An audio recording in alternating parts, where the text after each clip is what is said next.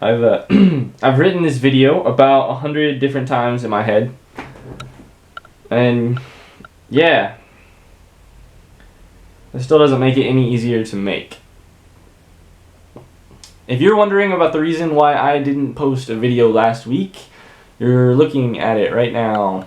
I tried to make this video, actually. I started to make this video. I had everything planned out, I had the time set aside, and I sat down in front of the camera, and I couldn't do it. I couldn't make the video. But something has changed over the last week, so here we go. Hey, beautiful people of the internet, my name is Ryan, and I am an ally, an LGBT ally. It's stupid, honestly. I am not gay. I'm not coming out of the closet. This is not that kind of video. I am an ally. I have it so much easier. This kind of video rather than a different kind of video compared to so many others. Disclaimer, this video might be kind of long. Also, this is not me attempting to persuade anybody or convince anyone. This is just me and a personal decision that I made long ago and finally making it public that I am an ally. So yeah, this could be much harder for me, but it's also not an easy process either. There are a number of people, believe it or not, who will think less of me for saying this aloud. And that is why I am voicing this, making my support public. Because where I come from, and in many places around the world, that is not widely accepted. Okay, so I know I am speaking to a very wide audience right now. People from very different backgrounds, and even people of the future, because this is the internet and the internet is forever. People from the future and or San Francisco. Public service announcement. There are actual places in the world, aka my hometown for instance, where voicing your support of LGBT individuals means an immediate loss of respect. Where saying those words, where saying I'm an ally, means immediate loss of respect.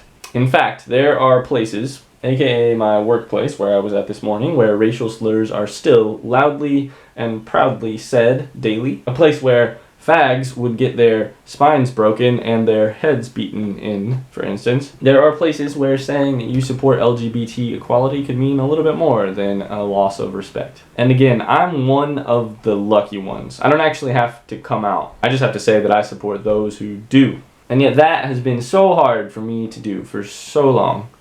Been a very strong private ally, but to be a public ally has been a whole nother step that I have never taken. And I think, oddly enough, that one of the reasons for this for me is that in my head I have always believed that, like that Martin Luther King Jr. quote, the arc of moral history is long, but it bends in the right direction.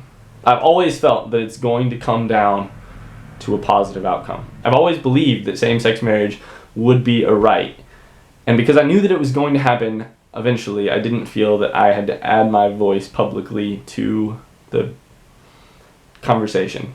And now that that is here, that exciting day has come, the equality train is just going to keep on rolling forward, with or without my voice on it. That's why a large number of times I have started to make this video and then stopped, because the equality train will keep rolling regardless. And that's why last week that I started to make this video and then I stopped, because in my opinion, we would get there eventually, and I wasn't needed. But it turns out there are places in the world, some of them a little closer to home than others, where LGBT people are still treated like dirt, like second-class citizens. And that isn't going to go away anytime soon.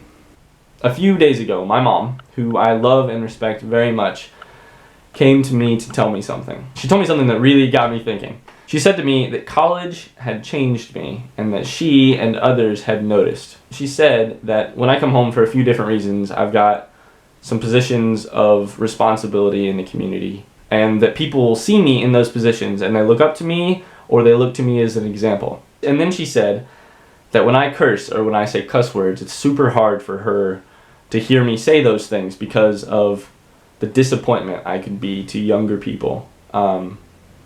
Because I'm in a position of responsibility. And that really disturbed me. But after a day or two, it also, it clarified something huge for me. She is completely right. I have changed. I curse sometimes, for one thing. She's exactly right.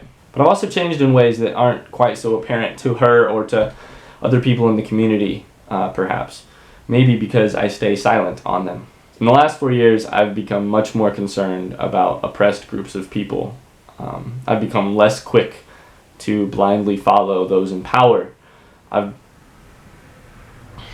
become much less likely to continue trampling on those that are already downtrodden. And that, personally, to me, has made all of the difference. College has changed me. But those are things that, for one reason or another, I remain silent about more often than I do cursing, which is a very vocal thing and is very obvious to those around me. And that is the incredibly major point that she helped drive home to me, that private change is all good and wonderful. But it's not the same as taking a public stance for what you believe and for being vocal. But she also got me thinking about one of the things that I could be doing that I'm not, which is speaking up for what I believe in. So, this is me, trying to be a good example. Because to me, one of the most important things you can do on this earth is to align yourself with those who have been oppressed or persecuted. I am an ally, and I'm going to do my best to wear that affiliation publicly, where my voice is not silent, where it can actually do some good in the world. That's why I made this video. Because speaking up can be scary. And because I thought originally that I could get away with not making this video. Okay. Here is the schedule for the next few weeks. As you may have noticed by now, I did not release a video last week, and regardless of the reason for me not doing that, I'm going to do a punishment video. I'm actually going to do 2 punishment videos. That's right, ladies and gentlemen, the punishment is going to come in 2 parts. The first part I've already got taken care of. That will be released next weekend, and it will be hilariously bad. It's going to be great, I think. I hope so. But the second part is what I need you all for. I am thinking an eating punishment. So comment below this video with your suggestions for things that I should eat on camera. And then you can vote for others down there by liking them. Please, I would much prefer if you would keep it to something edible, like avoid tree bark or wallpaper. I don't think either of those is edible. Maybe tree bark. They're both paper. Either way, you name it, I'll eat it.